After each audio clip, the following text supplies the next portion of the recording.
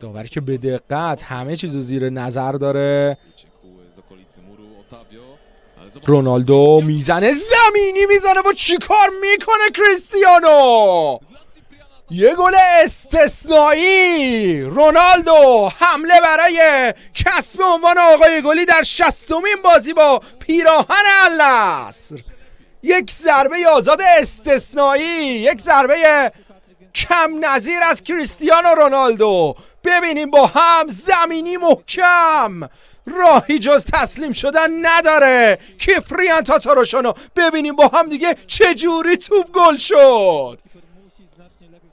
رونالدو مجبور میکنه همه منتقدینش رو ایستاده او رو تشویق بکنن. ما رو برد به سالهایی که در رقابت‌های اروپایی چنین گل‌هایی میزد و امشب